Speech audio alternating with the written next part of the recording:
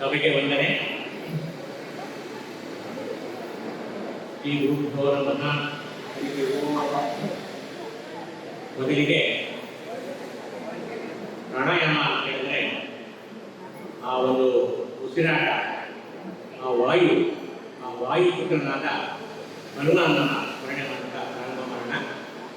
ಮನೋಜವಂ ಮಾರುತತುಲ್ಯ ವೇಗಂ ಜಿತೇಂದ್ರಿಯಾ ಬುದ್ಧಿಮತಾಂ ವರಿಷ್ಠಂ ವಾತಾತ್ಮಜಂ ವಾನರಯೂತ ಮುಖ್ಯಂ ಶ್ರೀರಾಮಭೂತಂ ಶರಣಂ ಪ್ರಪದ್ಯೆ. ಓಂ ಶಾಂತಿ ಶಾಂತಿ ಶಾಂತಿ. ಶ್ರೀ ಗುರುಭ್ಯೋ ನಮಃ. ಹರಿ ಓಂ. ಈಗ ಯೋಗಾಸನ ಅಂತ ಹೇಳಿದ್ರೆ ಅಷ್ಟಾಂಗ ಯೋಗ ಪತಂಜಲಿಯವರು ಹೇಳಿದ್ದು ಯಮ ನಿಯಮ ಆಸನ ಪ್ರಾಣಾಯಾಮ ಪ್ರತ್ಯಾಹಾರ ಧ್ಯಾನ ಧಾರಣ ಸಮಾಧಿ. ಇವತ್ತು ಯೋಗ ಅಂತ ಹೇಳಿದ್ರೆ ಯೋಗಾಸನ ಅನ್ನೋ ರೀತಿ ಆಗೋದು. ಯೋಗಾಸನ ಅಂದರೆ ಬರೀ ಯೋಗ ಅಲ್ಲ, ಅದು ಯೋಗದ ಒಂದು ಮೂರನೇ ಅಂಗ. ಅದು ಎಲ್ಲ ಕಡೆಗಳಲ್ಲಿ ಪ್ರಚಲಿತವಾಗಿ ನಡೀತಾ ಇದೆ. ಯೋಗಾಸನದ ಬಗ್ಗೆ ಮಾನ್ಯ ಪ್ರಧಾನಿಯವರೂ ವಿಶ್ವಸಂಸ್ಥೆಯಲ್ಲೇ 141 ರಾಷ್ಟ್ರಗಳು ಇನ್ನೇನು ಮುಂದಿನ ವಾರ ಅಂತಾರಾಷ್ಟ್ರೀಯ ಯೋಗ ದಿನಾಚರಣೆ ಬರ್ತಾ ಇದೆ. ಯೋಗದ ಹೆಚ್ಚಿಗೆ ಪ್ರಾಮುಖ್ಯತೆ ಕೊಡ್ತಾ ಇದೆ. ಆದರೆ ಅದರ ಮುಂದಿನ ಹಂತವಾದ ಪ್ರಾಣಾಯಾಮ ಅಂತ ಹೇಳಿದ್ರು. ಆ ಪ್ರಾಣಾಯಾಮ ಅಂತರ್ಯೋಗ ಬಹಿರ್ಯೋಗಕ್ಕೆ ಮಧ್ಯೆ ಇರ್ತಕ್ಕಂಥ ಅಂತರ್ಯೋಗ ಅಂತ ಹೇಳಿದ್ರೆ ಮುಂದಿನ ಹಂತ. ಯಾವ ಒಂದು ಸಮಾಧಿಯನ್ನು ಪಡೆಬೇಕಾದ್ರೆ ನಾವು 7 ಹಂತಗಳನ್ನ ನಾವು ಹೋಗಬೇಕು. ಅದು 4ನೇ ಹಂತದಿಂದ ಮುಂದುವರೆದು ಅಂತರ್ಯೋಗ, 4ನೇ ಹಂತದ ಹಿಂದಿನದು ಬಹಿರ್ಯೋಗ. ಯಮ ನಿಯಮ ಆಸನ, ಇದು ಪ್ರಾಣಾಯಾಮ ಮಧ್ಯದಲ್ಲಿ ಇದೆ. ಆದ್ದರಿಂದ ಇದು ಬಹಳ ಪ್ರಾಮುಖ್ಯವಾದದ್ದು. ಇದರ ಬಗ್ಗೆ ಅಷ್ಟ ಪ್ರಾಣಾಯಾಮದ ಬಗ್ಗೆ ನಾನು ಪ್ರಾತ್ಯಕ್ಷಿಕೆಯನ್ನು ಕೊಡ್ತೀನಿ. ತಾವು ಮಾಡಬಹುದು ಇದರ ಬಗ್ಗೆ ನೋಡ್ಕೊಂಡು. ಇದಕ್ಕೆ ನಾನು ಸ್ವಲ್ಪ ಈ ಕವನಗಳನ್ನ ಬರೆಯೋದು ನನಗೆ ಆಸಕ್ತಿ. ಹಾಗಾಗಿ ಇದನ್ನ ಕವನದ ರೂಪದಲ್ಲಿ ನಾನು ಕೆಲವು ವಿಷಯಗಳು ಹೇಳ್ತೀನಿ. ಕೇಳಿ ನಿಂತರೆ ಪ್ರಾಣಾಯಾಮದ ರೋಚಕ ಕಥೆಯನ್ನು, ಇದು ಪ್ರಾಣಸ್ಯ ಆಯಾಮ ಕರ್ಮದೈತ ಜ್ಞಾನ, ಇದೊಂದು ಪೂರಕ ರೇಚಕರ ಯುಕ್ತಿ ನಿಯಂತ್ರಣ ಆಟ. ಇದ ತಿಳಿಯಲು ದೇಹಶಾಸ್ತ್ರದ ಉಸಿರಾಟದ ಜ್ಞಾನ ಅಗತ್ಯ. ಋಷಿ ಮುನಿಗಳು ತಿಳಿಸುತ್ತಿದ್ದಾರೆ ಪಂಚಸೂತ್ರಗಳಲ್ಲಿ. ಅದುವೇ ಶ್ರವಣ, ಮನನ, ಸ್ಮರಣ, ಗ್ರಹಣ ಹಾಗೂ ಕಾರಣ. ಈ ಜೀವಂತಿಕೆ ಕೂಡಲೇ ಉಸಿರಾಟ, ನಡೆದಾಟ, ಆಹಾರ ಸೇವನೆ, ನಮ್ಮ ಅಂಗರಚನೆ ಹೇಗಿದೆ ಅಂತ ನಾವು ನೋಡ್ಕೊಂಡು ಹೇಳಿದ್ರೆ ನಮ್ಮ ಶರೀರದ ಒಳಗಡೆ ಒಂದು ಜೀವಕೋಶ ಇದೆ, ಕೋಶ ಘಟಕ ಇದೆ, ಮೂಳೆಯ ಬಂಧ ಇದೆ, ಮಾಂಸದ ಬಂಧ ಇದೆ, ಒಂದು ಉಸಿರಾಟ, ಪಚನ ಕ್ರಿಯೆ, ರಕ್ತ ಪರಿಚಲನೆ, ನರಶಾಸ್ತ್ರ, ಜನನೇಂದ್ರಿಯ, ರಸದೂತಗಳು, ಇವೆಲ್ಲರ ಒಟ್ಟು ಮೊತ್ತವೇ ನಾವು. ಉಸಿರಾಟ ಒಂದು ಸಹಜ ಕ್ರಿಯೆ, ಆದರೆ ಉಸಿರಾಟದ ನಿಯಂತ್ರಣ ಮಾತ್ರ ಒಂದು ಯುಕ್ತಿ. ನಾವೇನು ಉಸಿರಾಡ್ತೀವಿ ಇದು ನಮ್ಗೆ ಗೊತ್ತಾಗಲಿಕ್ಕೆ ನಡೀತಾ ಇದೆ. ಆದರೆ ಪ್ರಾಣಾಯಾಮ ಅನ್ನೋದು ಬಲವಂತದ ಉಸಿರಾಟ, ಉಸಿರಿನ ಜೊತೆಯ ಒಂದು ಆಟ. ಈ ಆಟವನ್ನು ನಾವು ಆಡಬೇಕಾದ್ರೆ ಯಾಕೆ ಆಡಬೇಕು ಅಂತ ಹೇಳಿದ್ರೆ ಬೇರೆ ಬೇರೆ ರೀತಿಯ ಉಸಿರಾಟವನ್ನು. ಈಗ ನಾವು ಒಂದು ನಿಮಿಷಕ್ಕೆ ನಾರ್ಮಲ್ ಆಗಿ 10 ರಿಂದ 15 ಉಸಿರಾಟಗಳು ಆಗ್ತೀವಿ. ಅಂದರೆ ಮನುಷ್ಯನ ಆಯಸ್ಸು ಇಂತಿಷ್ಟು ಉಸಿರಾಟಗಳು ಅಂತ, ಇಂತಿಷ್ಟು ವರ್ಷಗಳು ಅಂತಲ್ಲ. ಅದನ್ನೇ ಬೇಗ ಆಗ್ಬಿಟ್ರೆ ನಾಯಿ ಬೇಗ ಉಸಿರಾಟ, ಅದರ ಆಯಸ್ಸು ಕಡಿಮೆ, ಆಮೇಲೆ ನಿಧಾನಕ್ಕೆ ಬೀಳ್ತಾಳೆ. ಹಾಗೆ ಉಸಿರಾಟ ಎಷ್ಟು ನಿಧಾನಕ್ಕೆ ನಾವು ಆಡ್ತೀವೋ ಅಷ್ಟು ನಾವು ಹೆಚ್ಚಿಗೆ ನಾವು ಬದುಕ್ತೀವಿ. ಪ್ರಾಣಾಯಾಮ ಆರಂಭದ ಮೊದಲು ಕೆಲವು ನಿಯಮಗಳನ್ನ ಪಾಲಿಸಬೇಕು. ನೆಟ್ಟಗೆ ಕುಳಿತುಕೊಳ್ಳಬೇಕು, ಬೆನ್ನು ಸೊಂಟ ಬಗ್ಗಿರಬಾರದು, ಸ್ಪ್ರಿಂಗ್ನಂತಿರುವ ಹಿಂದಿನ ಭಾಗ L4, L5, L6 ಮೂಳೆಗಳನ್ನು ನೇರ ಮಾಡಬೇಕು. ಒಂದು ಕೆಳಗೆ ಒಂದು ಜಮಟಾನ ಇರಬೇಕು, ತಲೆ ಮೇಲೆ ಕೂಡಿರಬೇಕು. ಕೈಗಳಲ್ಲಿ ಚಿನ್ಮುಟ್ರೆ ಒಳಗಡೆ ಕೈಗಳು, ಕಣ್ಣುಗಳು ಮೃದುವಾಗಿ ಮುಚ್ಚಿ ಓಂಕಾರದಿಂದ ನಾವು ಪ್ರಾರಂಭಿಸ್ತೀವಿ. ನಾವು ಈ ಅಷ್ಟ ಪ್ರಾಣಾಯಾಮಗಳಲ್ಲಿ ಮೊದಲನೇದು ಭಸ್ತ್ರಿಕಾ ಪ್ರಾಣಾಯಾಮ ಅಲ್ಲ, ಮೊದಲು ಕಪಾಲಭಾತಿ ಮಾಡಿ. ಕಪಾಲಭಾತಿ ಅಂತ ಹೇಳಿದ್ರೆ ರಾಮದೇವ್ ಅವರು ಬಹಳ ಬಹಳ ಪ್ರಸಿದ್ಧರಲ್ಲಿ. ಈಗ ಯಾವುದು ನಮ್ಮ ನಾಭಿ ಹೋಗಿ ಬೆನ್ನಿಗೆ ಕಟ್ಟುಡಿಕೆ ಇರುವುದು, ಇದೆಲ್ಲ ಫೋರ್ಸ್ ವ್ಯಾಯಾಮ. ಇದು ಅಷ್ಟ ಪ್ರಾಣಾಯಾಮಗಳಲ್ಲಿ 4 ಫೋರ್ಸ್ಫುಲ್ ವ್ಯಾಯಾಮ, ಇನ್ನು 4 ನಿಧಾನಗತಿ ವ್ಯಾಯಾಮ. ಫೋರ್ಸ್ಫುಲ್ ವ್ಯಾಯಾಮ ಯಾವುದು ಅಂದರೆ ಕಪಾಲಭಾತಿ, ಭಸ್ತ್ರಿಕಾ ಪ್ರಾಣಾಯಾಮ ಮತ್ತು ಕುಂಭಕ ಪ್ರಾಣಾಯಾಮ. ಇವುಗಳೆಲ್ಲ ಒಂದೊಂದಾಗಿ ನಾನು ಡೆಮೋ ಮಾಡ್ತೀನಿ, ನೀವು ಮಾಡಬಹುದು. ಅದರಲ್ಲಿ ಇವುಗಳೆಲ್ಲದಾಗಿ ನಿಮಗೆ ಕಪಾಲಭಾತಿ. ಈ ಕಪಾಲಭಾತಿಯಲ್ಲಿ ನಾಭಿಗೆ ನಾವು ಕಾನ್ಸಂಟ್ರೇಟ್ ಮಾಡಬೇಕು. ಈ ನಾಭಿ ಬಂದು ನಿಮಗೆ ಬೆನ್ನಿಗೆ ಬರೆಯುವ ರೀತಿಯಲ್ಲಿ ಫೋರ್ಸ್ಫುಲ್ ಆಗಿ ನೀವು ಹೊರ ಹಾಕಬೇಕು. ಉಸಿರನ್ನ ತಗೊಳ್ಳೋ ಅಗತ್ಯ ಇಲ್ಲ ಇಲ್ಲಿ, ಉಸಿರನ್ನ ಹೊರ ಹಾಕೋದು ಮಾತ್ರ.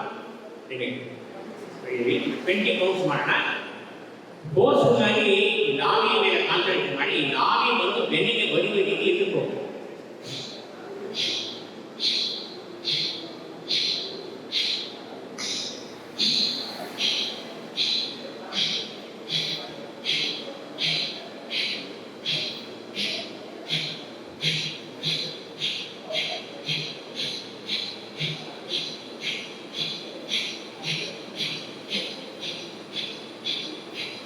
ಉಸಿರಾಟ ಪ್ರಾಣಾಯಾಮ ತಗೊಳ್ಳೋದು. ಈಗ ನಾವು ಉಸಿರಾಟ ಈ ನಾಭಿ ಈಗ ರಂಧ್ರ ಚೆಂದ ಈಗ ನಮಗೆ ಕೈನ ರಂಧ್ರಗಳಿದೆಯಲ್ಲ, ರಂಧ್ರದ ಮುಖಾಂತರ ಉಸಿರು ಬರುತ್ತೆ. ಹಾಗಾಗಿ ಇದು ಉಸಿರನ್ನು ಹೊರಭಾಗಕ್ಕೆ ಮಾತ್ರ ನೀವು ಕಾನ್ಸಂಟ್ರೇಟ್ ಮಾಡಿ. ಇದು ಭಸ್ತ್ರಿಕಾ ಪ್ರಾಣಾಯಾಮ. ಒಂದೊಂದು ನಿಮಗೆ ಭಸ್ತ್ರಿಕಾ ಪ್ರಾಣಾಯಾಮ ಈಗ ನಾವು ಮಾಡಿದ್ದು ಪ್ರಾಣಾಯಾಮದಲ್ಲಿ ಫೋರ್ಸ್ಫುಲ್ ಪ್ರಾಣಾಯಾಮಗಳಲ್ಲಿ ಭಸ್ತ್ರಿಕಾ ಪ್ರಾಣಾಯಾಮ ಮತ್ತು ಕಪಾಲಭಾತಿ ಪ್ರಾಣಾಯಾಮ. ಕಪಾಲಭಾತಿ ಪ್ರಾಣಾಯಾಮ, ಭಸ್ತ್ರಿಕಾ ಪ್ರಾಣಾಯಾಮ. ಭಸ್ತ್ರಿಕಾ ಪ್ರಾಣಾಯಾಮದಲ್ಲಿ ಉಸಿರನ್ನು ತೆಗೆದುಕೊಳ್ಳೋದು ಬಿಡುವುದು ಎರಡು. ಇಲ್ಲಿ ಉಸಿರನ್ನು ಹೊರ ಹಾಕೋದು ಮಾತ್ರ ಮಾಡೋದು ನಾವೀಗ. ಇದು ಉಸಿರನ್ನು ಫೋರ್ಸ್ಫುಲ್ ಆಗಿ ತಗೊಳ್ಳೋದು, ಫೋರ್ಸ್ಫುಲ್ ಆಗಿ ಬಿಡುವುದು. ಅದು ನಿಧಾನಗತಿಯಿಂದ ಮಾಡಬೇಕು. ಫಸ್ಟು ಬಾಯಿಂದ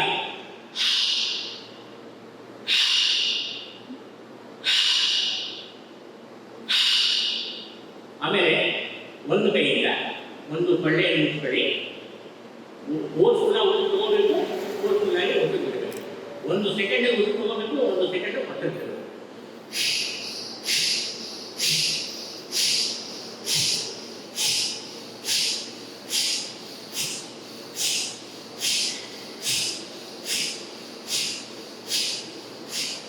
ಹಾಗೆ ಬಲ ಬಣ್ಣೆಯನ್ನು ಮುಚ್ಚಿಕೊಳ್ಳಿ, ಎಡಗೈ ಮಾಡೋದು.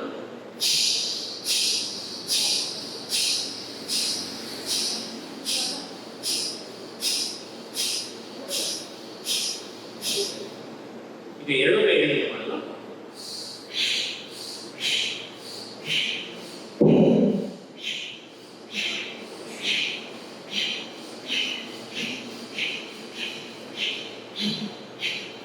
ಇದು ಫೋರ್ಸ್ಫುಲ್ ಆಗಿ ಮಾಡೋದ್ರಿಂದ ನಮ್ಮ ಹೊಟ್ಟೆ ಎದೆಯಲ್ಲಿ ನಾವು ಕಟ್ಟಿತ್ತು ಅಂತ ಹೇಳಿದ್ರೆ ಅವೆಲ್ಲ ಫೋರ್ಸ್ಫುಲ್ ಆಗಿ ಎಲ್ಲ ಫೋರ್ಸ್ಫುಲ್ ಆಗಿ ಮಾಡೋ ಪ್ರಾಣಾಯಾಮಗಳು.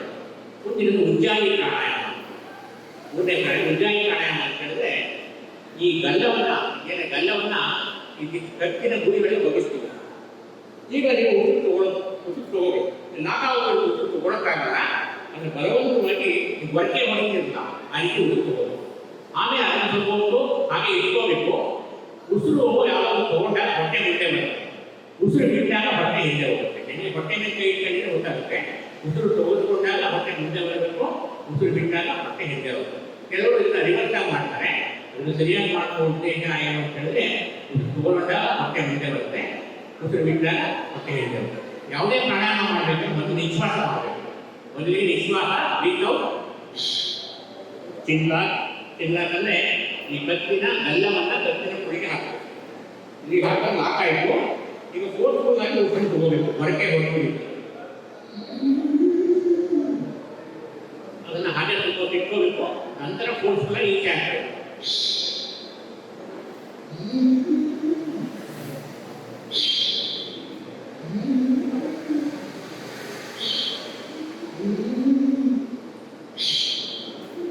ಅಂದ್ರೆ ಹೊರಗೆ ರೀತಿಯಲ್ಲಿ ಇದು ಬಾಯಿಂದ ನಾವು ಮಾಡುವಂತ ಪ್ರಯತ್ನ. ಯಾಕಂದ್ರೆ ಇಲ್ಲಿ ನಿಮಗೆ ಲಾಕಾಗಿರುತ್ತೆ, ಉಸಿರು ನೀವು ಮುಗಿದು ಕೊಡಕ್ಕಾಗಲ್ಲ.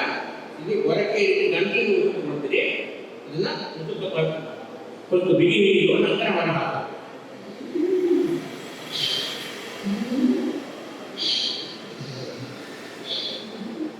ಮುಂದಿನದು ಬಾಹ್ಯ ಕುಂಭಕ ಪ್ರಾಣಾಯಾಮ. ಅಂದರೆ ಇಲ್ಲಿ 3 ಬಂಧಗಳು ಬರ್ತವೆ. ಈಗ ನಾವು ಒಂದು ಬಂಧ ಹೇಳಿ ತಿಳಿದ್ರೆ ಈ ಬಂಧಗಳಲ್ಲಿ ಈ ಒಂದು ಇದು ಜಾಲಂಧರ ಬಂಧ, ಇದು ಉದ್ಯಾನ ಬಂಧ ಅಂತ ಹೇಳಿದ್ರೆ ಹೊಟ್ಟೆಯಿಂದ ಹಿಂದೆ ಇರ್ತದೆ.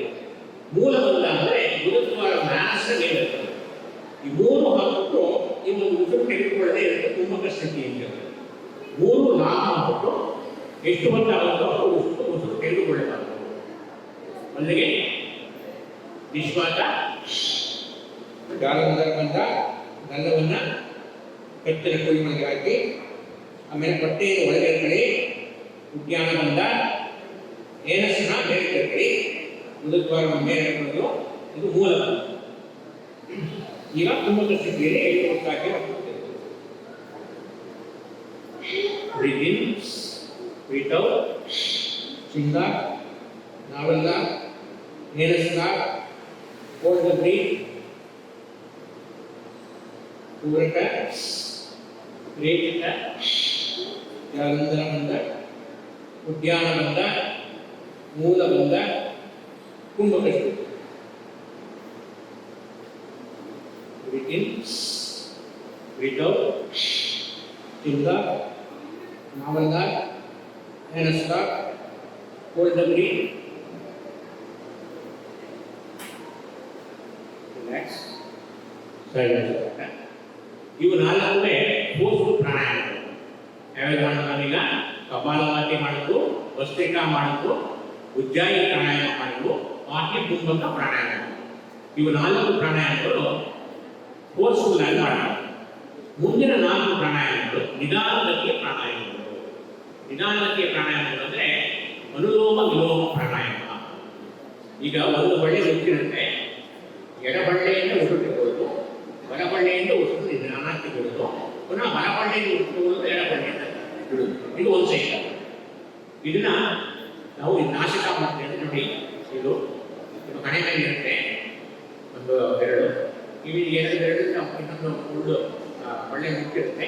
ಎಡಬಳ್ಳೆ ಉಸಿರು ತಗೊಳ್ಳೋದು, ಬಲಬಳ್ಳೆ ಮುಚ್ಕೊಳ್ಳೋದು, ಎಡಬಳ್ಳೆ ಉಸಿರು ಹೊರ ಹಾಕೋದು, ಪುನಃ ಎಡಬಳ್ಳೆ ಉಸಿರು ತಗೊಳ್ಳೋದು, ಬಲಬಳ್ಳೆಯಿಂದ ಉಸಿರು ಹೊರ ಹಾಕೋದು. ಇದು ನಿಧಾನಗತಿಯಲ್ಲಿ ಹಾಕಬೇಕು.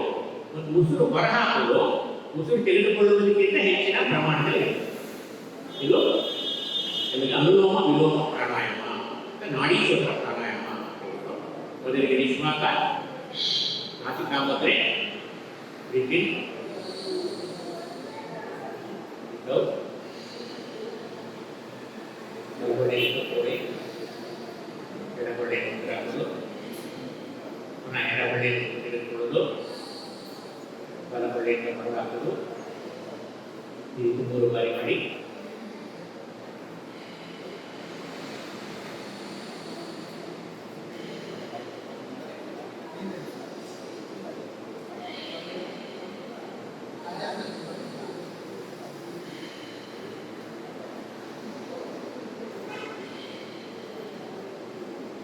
ಇದು ಯಾವಾಗ ಬೇಕಾದ್ರೂ ನೀವು ಮಾಡ್ಬೋದು. ಎಲ್ಲಿ ಬೇಕಾದ್ರೂ ನಿಧಾನಕ್ಕೆ ಉಸಿರನ್ನ ತೆಗೆದುಕೊಳ್ಳುವುದು, ಒಂದು ಬಡೆಯಿಂದ ತೆಗೆದುಕೊಳ್ಳುವುದು, ಇನ್ನೊಂದು ಬಡೆಯಿಂದ ಬಿಡುವುದು. ಇದು ಅನುಲೋಮ ವಿಲೋಮ ಪ್ರಾಣಾಯಾಮ ಅಂತ. ಮುಂದಿನದು ಬ್ರಾಹ್ಮಿ ಪ್ರಾಣಾಯಾಮ. ಬ್ರಾಹ್ಮಿ ಪ್ರಾಣಾಯಾಮದಲ್ಲಿ ನಿಮಗೆ ದುಂಬಿಯ ಜೇಕಾಲ ಥರ ನೀವು ಉಸಿರಲಿ ಬರ್ತದೆ. ಇದನ್ನ ಈ ಕಿರುಬಳ್ಳಿಯಿಂದ ಮೂಗನ್ನು ಅರ್ಧ ಮುಚ್ಕೋಬೇಕು. ಈ ಮೂಗನ ಬೆರಳು ನಿಮ್ಮ ಕಣ್ಣಿನ ತುದಿಯಲ್ಲಿರಬೇಕು. ಇವೆರಡು ಬೆರಳುಗಳು ಹಣೆಯಲ್ಲಿ ಇರುತ್ತೆ. ಈ ಹೆಬ್ಬೆರಳಿಂದ ಅರ್ಧ ಕಿವಿ ಮುಚ್ಕೊಂಡಿರ್ತದೆ. ನಿಧಾನ ಉಸಿರು ತಗೊಳ್ಳೋದು, ಅಲ್ಲಿ ದುಂಬಿ ಜೇಕಾಲ ಉಸಿರು ಹೊರ ಹಾಕೋದು. ಬ್ರೀತ್ ಇನ್, ಬ್ರೀತ್ ಔಟ್ ಮಾಡುವಾಗ ದುಂಬಿಯ ಜೇಕಾಲ ಥರ ಬರ್ತದೆ.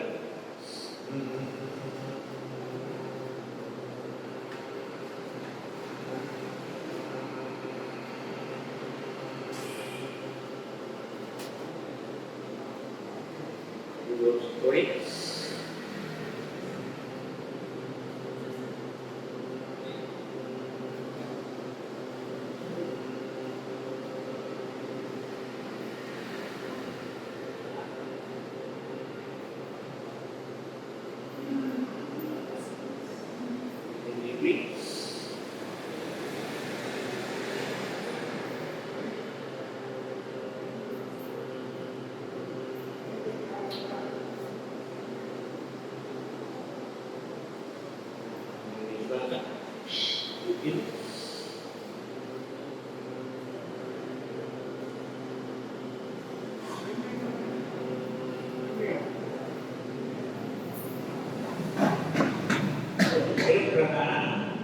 ಪ್ರಾಣಾಯಾಮ ನಿಮಗೆ ತಲೆಯಲ್ಲಿ ತಲೆನೋವಿತ್ತು ಅಂತ ಹೇಳಿದ್ರೆ ಎಲ್ಲ ಕ್ಲಿಯರ್ ಆಗ್ತದೆ. ಮುಂದಿನದು ಉದ್ಗೀತ ಪ್ರಾಣಾಯಾಮ. ಉದ್ಗೀತ ಅಂದರೆ ಓಂಕಾರ. ಓಂಕಾರ ಅಂತ ಹೇಳಿದ್ರೆ ಆಕಾರ, ಊಕಾರ, ಮಾಕಾರ ಇದನ್ನ ಬ್ರೇಕ್ಡೌನ್ ಮಾಡಿದ್ರೆ ಆ ಊ ಮಾ ಮತ್ತು ಕೊನೆಯಲ್ಲಿ ಓಂಕಾರ 4 ಥರದ ಬರುತ್ತೆ. ಅಕಾರ, ಉಕಾರ, ಮಕಾರ, ಓಂಕಾರ. ಇಲ್ಲಿ ನಿಮಗೆ ಮುದ್ರೆಯಿಂದ ಮಾಡಿ ಈ ಇದಕ್ಕೆ ಈ ತೋರು ಬೆರಳಿಗೆ ಚಿನ್ಮುದ್ರೆ ಅಂದರೆ ಚಿನ್ಮುದ್ರೆ. ನಾಗಿ ಮೇಲೆ ಬಲಗೈ ನಾಯಿ ಮೇಲೆ ಎಡಗೈ ಚಿನ್ಮುದ್ರೆ ಇರಲಿ. ನಿಧಾನವಾಗಿ ನೀವು ಉಸಿರು ತಗೊಂಡು ಇದು ತೋರಿ ಉಸಿರು ಕಾಚುವಂತೂ ಉಸಿರು ಬಿಡ್ತಾ ಅಕಾರ ಪ್ರಾಣಾಯಾಮ ಮಾಡಬೇಕು. ರೀತಿ ಆ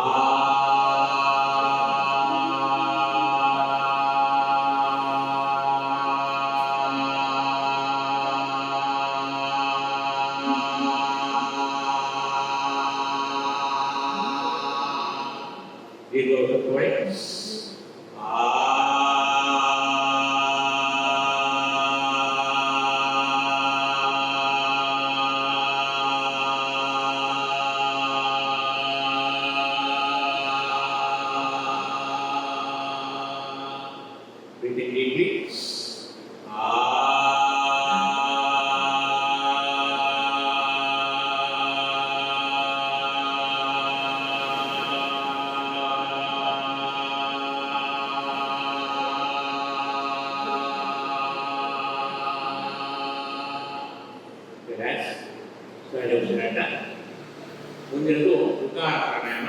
ಎರಡೇ ಚಿನ್ಮಯ ಮುದ್ರೆ. ಚಿನ್ಮಯ ಮುದ್ರೆ ಅಂತ ಹೇಳಿದ್ರೆ ಇವು 3 ಬೆರಳಿಂದ ಈ 3 ಬೆರಳನ್ನ ಎಫೆಕ್ಟ್ನ ಈ 3 ಬೆರಳನ್ನ ಹಸ್ತಕ್ಕೆ ಹಚ್ಚಿಸ್ಕೋಬೇಕು. ಈ ಚಿನ್ಮುದ್ರೆ ಇದು ಚಿನ್ಮಯ ಮುದ್ರೆ. ಎಡಗೈ ಚಿನ್ಮಯ ಮುದ್ರೆ, ಬಲಗೈ ಎಡೆ ಮೇಲಿರುತ್ತೆ. ಉಕಾರ ಪ್ರಾಣಾಯಾಮ ರೀತಿ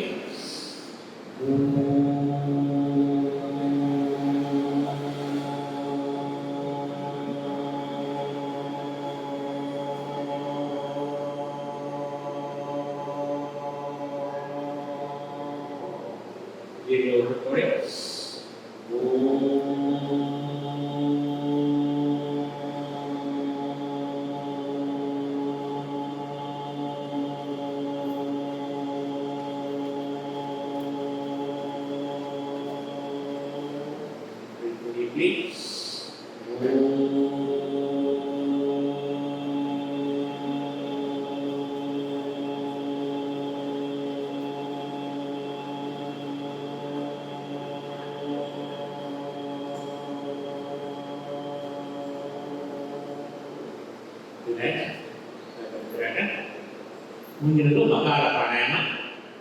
ಎಡಗೈ ಆದಿಮುದ್ರೆ ಎಫೆಕ್ಟ್ ಒಳಗಡೆ ಹೋಗಿ 4 ಬೆರಳುಗಳು ಎಫೆಕ್ಟ್ ಮುಚ್ಚಿಕೊಳ್ಳುತ್ತೆ. ಇದು ಆದಿಮುದ್ರೆ ಅಂತ ಬಲಗೈ ಕಣ್ಣಿನ ಮೇಲಿರುತ್ತೆ. ಮಕಾರ ಪ್ರಾಣಾಯಾಮ ಅರ್ಧ ಮಕಾರ ರೀತಿ ಮಾ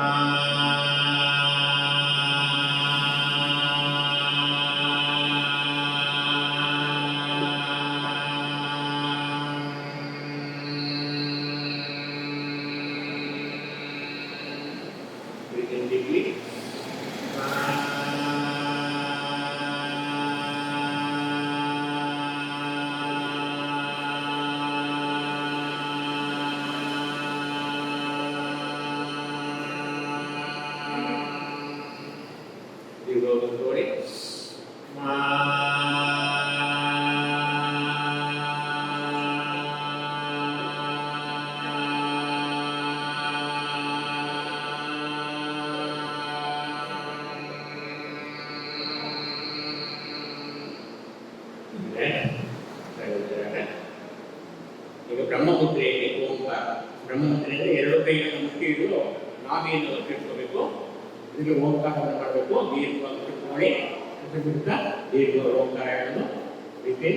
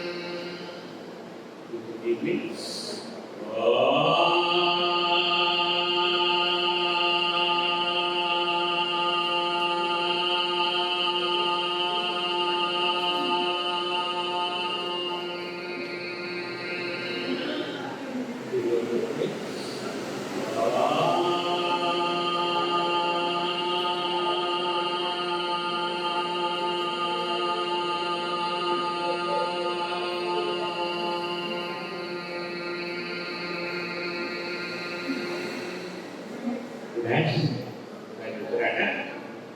ಕೊನೆಯದಾಗಿ ಪ್ರಣವ ಪ್ರಾಣಾಯಾಮ ಅಂತ, ಇದರಲ್ಲಿ ಧ್ಯಾನಾವಸ್ಥೆ. ಇದು ಭಾಳ ಕಷ್ಟ ಅಂತಾರೆ. ನಾನು ಮಾಡೋದು ಅದನ್ನು ಮಾಡೋದು ಸುಮ್ಮನೆ ಕೂತ್ಕೊಳ್ಳೋದು ಭಾಳ ಕಷ್ಟ ಅಂತ. ಅದು ನೀವೇನು ಮಾಡಬೇಕಂದ್ರೆ ನಿಮ್ಮ ಉಸಿರಿನ ಮೇಲೆ ನೀವು ಗಮನ ಇಡಬೇಕು. ಉಸಿರು ಎಲ್ಲಿಂದ ಬರ್ತಾ ಇದೆ, ಎಲ್ಲಿಂದ ಹೋಗ್ತಾ ಇದೆ ಅಂತ ಗಮನ ಇಡಬೇಕು. ಇಲ್ಲ ನಿಮ್ಮ ಒಂದು ಇಷ್ಟ ದೇವತೆಯನ್ನು ನೀವು ಪ್ರಾರ್ಥನೆ ಮಾಡ್ತಾ ಇದ್ದೀರಿ. ಅದರಿಗೆ ವಿಶ್ವಾಸ, ಇಷ್ಟ ದೇವತಾ ಪ್ರಾರ್ಥನೆ. ಉಸಿರು ಎಲ್ಲಿಂದ ಬರ್ತಾ ಇದೆ, ಬರ್ತಾ ಇದೆ ಶಬ್ದ,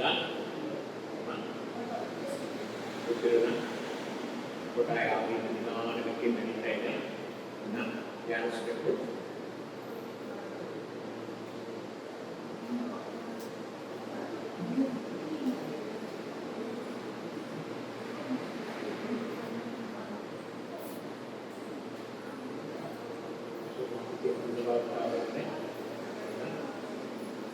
ಗಮನಿಸಿ.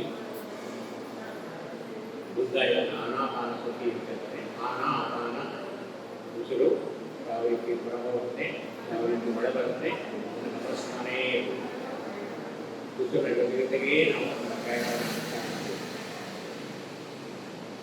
ಅದೇ ದೇವಾರ್ಥ ಬರುತ್ತೆ. ಉಸಿರಿನ ನದಿ ನಿಧಾನವಾಗಿ ಬರುತ್ತೆ, ಶಾಂತ ಸ್ಥಿತಿ ಬರುತ್ತೆ.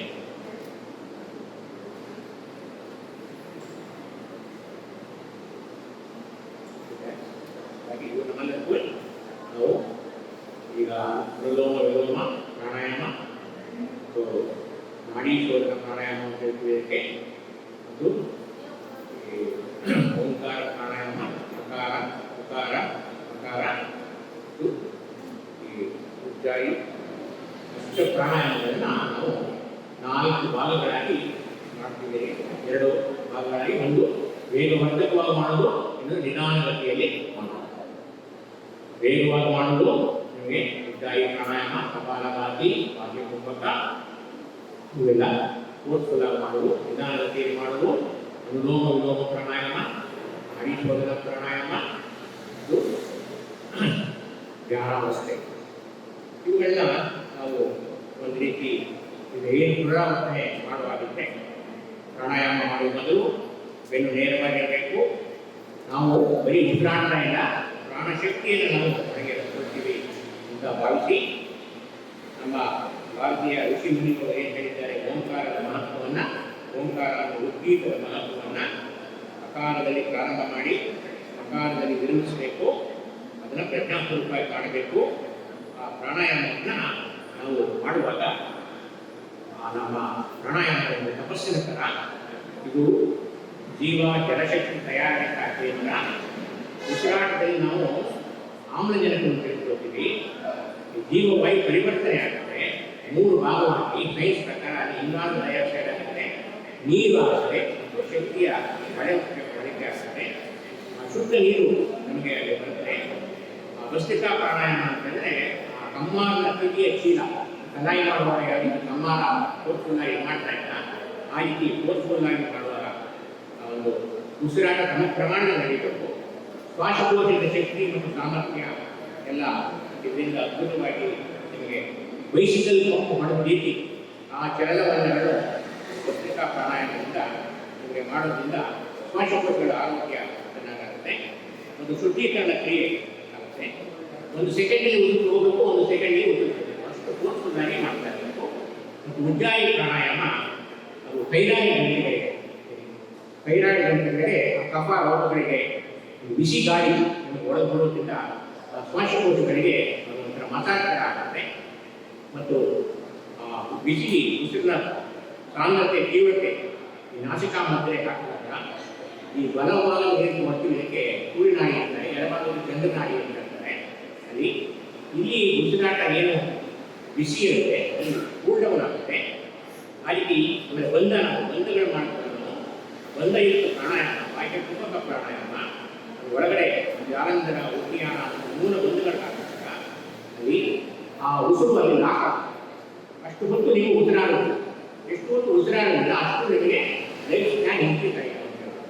ಮತ್ತು ಬ್ರಾಹ್ಮಿ ಪ್ರಾಣಾಯಾಮ, ಶಿರಪ್ರಧಾನ ಪ್ರಾಣಾಯಾಮ, ನಾಲ್ಕಾರು ಗುಂಡಿಗಳು ಒಂದು ತಲೆ ಒಳಗಡೆ ನೇಕಾರ ಮಾಡಿದಂತೆ ಆಗುವಂಥ ಅನುಭವ ಇಲ್ಲ ಅಂದರೆ ಮತ್ತು ಕಣ್ಣಿನ ಮೇಲೆ ಆ ಒಂದು ನೀರು ಬರ್ತಾ ಇತ್ತು ಅಂತ ಹೇಳಿದ್ರೆ ಮತ್ತು ಶ್ರವಣ ದೋಷ ಒತ್ತಡ ನಿವಾರಣೆಗೆ ಅದೆಲ್ಲ ಬಲವಂತ ಮಾಡೋದ್ರಿಂದ ಬಲವಂತವಾಗಿ ಮಾಡೋ ಕೆಲವೊಂದು ಉಸಿರಾಟದಿಂದ ನಮಗೆ ಮಿಡಿಲಿನಲ್ಲಿ ಇರ್ತಕ್ಕಂಥ ಒಂದು ತಲೆಯನ್ನು ಬರುತ್ತೆ.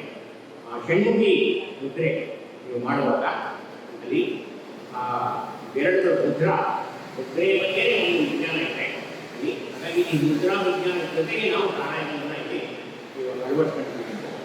ಮತ್ತು ಕಿವಿಯ ರಚನೆ ಯಾವ ರೀತಿ ಇದೆ, ಶಬ್ದ ಉತ್ಪತ್ತಿ ಆಗುತ್ತೆ. ಅದು ಅಂತ ಗುಂಬಿಯ ಟೇಂಕಾರ ಏನಿದೆ ಅಲ್ಲಿ ಅದು ಒಂದು ವಿಜ್ಞಾನ, ಆ ಒಂದು ನಿಯಂತ್ರಣ ಒಂದು ಆಗೋದ್ರಿಂದ ಅಲ್ಲಿ ಕರೆ ಒಳಗಡೆ ಏನಾದರೂ ನಿಮಗೆ ಶಾರೀರಿಕ ನೋವುಗಳಿರುತ್ತೆ ಅದು ಹೋಗುತ್ತೆ.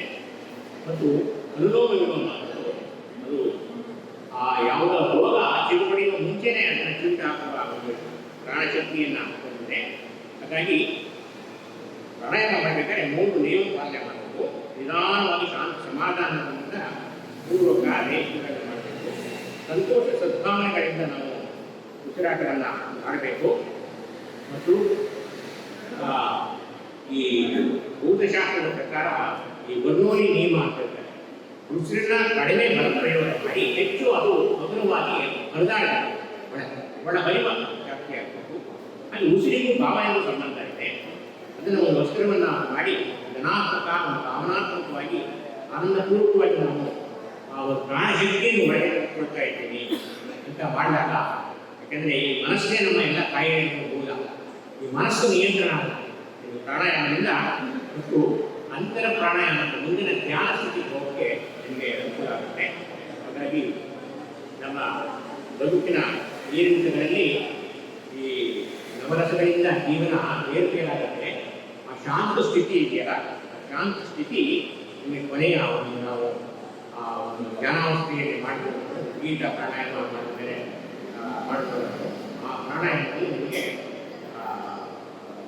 ಶಾಂತ ಸ್ಥಿತಿಯನ್ನು ನೀವು ತಲುಪ್ತೀವಿ. ಹಾಗಾದರೆ ಫೋರ್ಸ್ಫುಲ್ ಸ್ಥಿತಿಯಿಂದ ನಾವು ಶುರು ಮಾಡಿಕೊಂಡು ಶಾಂತ ಸ್ಥಿತಿಯಲ್ಲಿ ನಾವು ತಂದುಕೊಡದೆ ನಿಜವಾದ ಪ್ರಾಣಾಯಾಮದ ಉದ್ದೇಶ ಆಗಿದೆ. ನಮ್ಮಲ್ಲಿ ಈ ಪ್ರಾಣಾಯಾಮದ ಬಗ್ಗೆ ಕೆಲವೊಂದು ಅಂಕಿಅಂಶಗಳು ಹೇಳಬೇಕಾದ್ರೆ ಶರೀರ 15 ಬಾರಿ 15-17 ಬಾರಿ ನಾರ್ಮಲ್ ಉಸಿರಾಟ ನಡೆಯುತ್ತೆ. 7 ನಿಮಿಷಗಳ ಗಾಳಿ ಅಂತಂದರೆ ನಮ್ಮ ಶರೀರ ಮರಣ ಹೊಂದುತ್ತೆ. ಒಂದು ಪ್ರಾಣಾಯಾಮ 6 ಉಸಿರಾಟಕ್ಕೆ ಸಮಾನ. ನಮ್ಮ ಶ್ವಾಸಕೋಶ ಸಾಮರ್ಥ್ಯ 3000 cc. ಅಲ್ಲಿ ನಾವು 500 cc ಮಾತ್ರ ತಗೋಬಹುದು. ಯಾಕೆಂದರೆ ನಾವು ನಾವಿನ ಮಗು ನೋಡಿ, ಮಗು ಯಾವುದೋ ಮಗು ಗಮನಿಸ್ತಂದ್ರೆ ಮಕ್ಕಳಿಂದ ಉಸಿರಾಟ ಇದೆ. ನಾವು ದೊಡ್ಡವತ್ತ ಏನು ಮಾಡ್ತೀವಿ, ಎಡೆಯಿಂದ ಉಸಿರಾಟ. ಅಂದರೆ ಒಂದು ಉಸಿರಾಟ ಅವರ ಜಾಗದಲ್ಲಿ 2 ಉಸಿರಾಟ ಆಗುತ್ತೆ. ಅಂದರೆ ಉಸಿರಾಟದ ಪ್ರಮಾಣವನ್ನು 15 ಉಸಿರಾಟ ಏನು ಮಾಡ್ತೀವಿ ಒಂದು ನಿಮಿಷಕ್ಕೆ, ಅದನ್ನು 8 ಉಸಿರಾಟಕ್ಕೆ ಇಳಿತು ಅಂತ ಹೇಳಿದ್ರೆ ಅಷ್ಟು ಲೈಫ್ ಸ್ಪ್ಯಾನಲ್ಲಿ ಇನ್ಕ್ರೀಸ್ ಆಗುತ್ತೆ. ಹಾಗೆ ಆ ರೀತಿ ಒಂದು ಪೂರಕ ವೇಚಕ ಒಂದು ವ್ಯಾಯಾಮನೇ ಪ್ರಾಣಾಯಾಮ ಅಂತ. ಇದು ವಿಜ್ಞಾನ ಪ್ರಜ್ಞಾನ ಜ್ಞಾನಪೂರ್ವಕವಾಗಿದೆ. ಹೃದಯಕ್ಕೆ ಹೆಚ್ಚಿನ ವಿಶ್ರಾಂತಿ ಬರ್ತದೆ ಇದರಿಂದ. ಯಾಕೆಂದರೆ ಹೃದಯ ಯಾವಾಗಲೂ ಎಷ್ಟೇ ಇಲ್ಲ, ರಾತ್ರಿ ಮಲಗಿರುವಾಗಲೇ ನಿಮ್ಮ ಮನಸ್ಸು ಪ್ರಶಾಂತವಾಗಿರುತ್ತೆ ಹೊರತು ಹೃದಯ ಮಾತ್ರ ಕೆಲಸ ಮಾಡ್ತಾನೆ. ಹಾಗಾಗಿ ಹೃದಯಕ್ಕೆ ನಾವು ವಿಶ್ರಾಂತಿ ಕೊಡಬೇಕಾದ್ರೆ ನಾವು ಈ ಅನುಲೋಮ ವಿಲೋಮ ಪ್ರಾಣಾಯಾಮ ನಿಧಾನದಲ್ಲಿ ಪ್ರಾಣಾಯಾಮ ಮಾಡಿದಾಗ ಆ ಹೃದಯದ ಒಂದು ಪ್ರಮಾಣ ಕಡಿಮೆ ಆಗುತ್ತೆ. ಹೃದಯದ ರೋಗಗಳು ಇವಕ್ಕೆಲ್ಲ ರಾಮಬಾಣ ಆಗುತ್ತೆ. ಹಾಗಾಗಿ ಈ ಒಂದು ಅವಕಾಶ ನಿಮಗೆ ಕೊಟ್ಟಿದ್ದಕ್ಕೆ ಬಗ್ಗೆ ತಿಳಿಸಿ. ಏನಾದರೂ ನಿಮಗೆ ಕ್ವಶನ್ ಆನ್ಸರ್ ಏನಾದರೂ ನಿಮಗೆ ಇದರ ಬಗ್ಗೆ ಏನಾದರೂ ಕೇಳುವಾಗಿರುತ್ತೆ ಕೇಳಬಹುದು. ಅರ್ಥ ಆಗ್ತದೆ ಕೇಳಿ ಮಾಡ್ಬೋದು. ಅದು ಸರಿಯಾದ ಬೋರ್ಡರ್ ಮುಖಾಂತರ ಇದನ್ನು ನೀವು ಕಲಿಬೋದು. ನೀವು ದಿವಸ ನನಗೆ 20 ನಿಮಿಷ ಈ 8 ನಾನು ಅಷ್ಟು ಪ್ರಾಣಾಯಾಮ ಹೇಳ್ಕೊಟ್ಟೆ. ಇದು 20 ನಿಮಿಷ ಸಾಕು. 20 ನಿಮಿಷ ನೀವು ಮಾಡ್ಕೊಂಡು ಅಂತ ಹೇಳಿದ್ರೆ ನಿಮಗೆ ಫ್ರೀ ಎಕ್ಸಸೈಸ್ ಫಸ್ಟ್ ಮಾಡ್ಕೋಬೇಕು, ಆಮೇಲೆ ಸೂರ್ಯ ನಮಸ್ಕಾರ ಮಾಡಬೇಕು, ಆಮೇಲೆ ಯೋಗಾಸನ ಮಾಡಿ ನಂತರ ನೀವು ಪ್ರಾಣಾಯಾಮ ಸ್ಥಿತಿಗೆ ಬಂದಾಗ ಪ್ರಾಣಾಯಾಮದ ಮುಂದಿನ ಸ್ಥಿತಿ ಅದಕ್ಕೆ ಧ್ಯಾನ ಸ್ಥಿತಿ ಕರ್ಕೊಂಡು ಹೋಗುತ್ತೆ. ಹಾಗೆ ನಿಮಗೆ ಅಷ್ಟ ಪ್ರಾಣಾಯಾಮಗಳು ಇಲ್ಲಿ ಮತ್ತು ಪತಂಜಲಿಗಳು ಹೇಳಿದ ಅಷ್ಟಾಂಗ ಯೋಗ ಯಮ ನಿಯಮದಿಂದ ಪ್ರಾರಂಭಿಸಿ ಆಸನ ಪ್ರಾಣಾಯಾಮ ಪ್ರತ್ಯಾಹಾರ ಧಾರಣ ಧ್ಯಾನ ಸಮಾಧಿ ಇವುಗಳೆಲ್ಲ ದೊರೆತು ನಿಮ್ಮ ಆಯುಷು ಮಾನಸಿಕ ಶಾರೀರಿಕ ಸಾಮಾಜಿಕ ಆರೋಗ್ಯಗಳು ಎಲ್ಲರಿಗೂ ದೊರಕಲಿ ಅಂತ ನಾನು ಹೇಳಿ ಮಾತು ಮುಗಿಸ್ತೀನಿ. त्र्यम्बकं यजामहे सुगन्धिं पुष्टिवर्धनं उर्वारुकमिव बन्धनान् मृत्योर्मुक्तिशमामृतात्। ॐ सर्वे भवन्तु सुखिनः, सर्वे सन्तु निरामयाः, सर्वे भद्राणि पश्यन्तु मा कश्चित् दुःखभाग् भवेत्। ॐ शान्ति शान्ति शान्तिः। हरिः ॐ श्रीगुरुभ्यो नमः। हरिः ॐ कೈ ಮುಕ್ಕೊಂಡು ಅದಕ್ಕೆ ಕಣ್ಣಲ್ಲಿ ಇಟ್ಟರೆ ಆಕಾಶವನ್ನು ಮತ್ತೊಮ್ಮೆ ಓಂ ಸೀತಾರಾಮ